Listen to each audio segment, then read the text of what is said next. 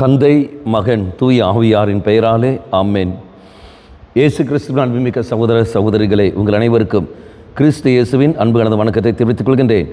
இன்றைய நற்செய்தி பாகமானது யோவான் நற்செய்தி 4ஆம் அதிகாரம் 43 முதல் 54 வரையில் திருவாக்கியங்கள். குறிப்பாக 50வது வாக்கியம். இயேசு அவரிடம், நீர் புறப்பட்டு போம், உன் மகன் பிழைத்துக் கொள்வான் என்றார்.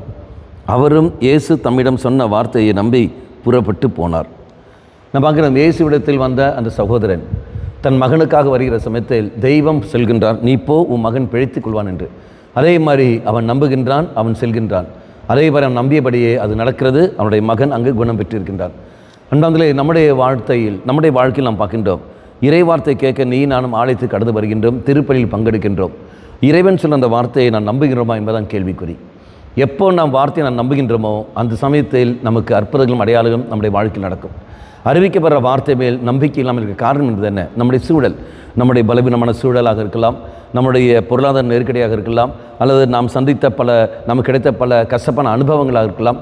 எதெல்லாம் நம்முடைய நம்பிக்கைக்கு எதிராகவே அது மாதிரி இருக்கும். உலகத்துடைய அந்த மாய கவர்ச்சிகளுக்கு ஒருவேளை நம்ம அடிமையாக இருக்கலாம்.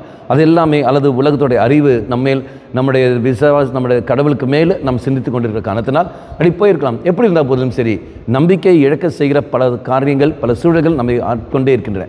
அப்போ நான் செய்ய வேண்டிய ஒரே காரியம் தான், ஆண்டவரே இதோ என்மேல் இரக்கம் வையும், என்னுடைய நம்பிக்கையின்மை நீ தம்மை நீக்கியறலும், இந்த உலகத்துடைய கவர்ச்சிகள், இந்த உலகத்துடைய மாயைகள், என்னுடைய பலவீனங்கள், நான் பெற்ற தவறான கருத்துக்கள், இதெல்லாமே நம்பிக்கைக்கு எதிராகவே அது தூண்டிக்கொண்டே இருக்கின்றன. என்மேல் இரக்கம் கொள்ளும் ஆண்டவர் என்று சொல்லிக்கொண்டு நாம் மன்றாட வேண்டும். எவ்வாறு நாம் மன்றாடுகிறோமோ, எப்பொழுது நாம் மன்றாடுகின்றோமோ, இறைசன் நம்மை முழுமையாக விட்டு கொடுக்கிறோமோ, அந்த சமயத்தில் கிருபைகள் நமக்கு கிடைக்கும். மன்றாடுவோம், ஆண்டவரே நம்பிக்கை என்னும் புண்ணியத்தை எனக்கு தாரும் ஆண்டவர் என்று சொல்லிக்கொண்டு நாம் மன்றாடி இறைசன்னதில் நாம் மன்றாடுவோம். இந்த தவக்காலமானது நமக்கு விசேஷமாக நம்பிக்கை தரும் பண்ணும் வரை மாற்றிக்கொள்வோம். கண்களை மூடிக்கொள்ளுங்கள். அம்மா மாதாவே, தெய்வ மாதாவே, எங்கள் மாதாவே, என் அன்னையே, நானும் உம்மை போலவே நம்பிக்கையோடு இருந்து செயல்பட சக்தியை தந்தரலும். நான் வாழ்கிற இந்த காலகட்டத்தில், இந்த சூழலில் நம்பிக்கைக்கு எதிராக பல காரியங்கள் வந்த போதிலும் அதில் தளர்ந்து போகாமல், அதில் ஏமாறாமல், இயேசுவின் வார்த்தை மேல் நம்பிக்கை வைத்துக்கொண்டு அதுக்கேற்றபடி செயல்பட நீரே எனக்கு துணை புரியும்.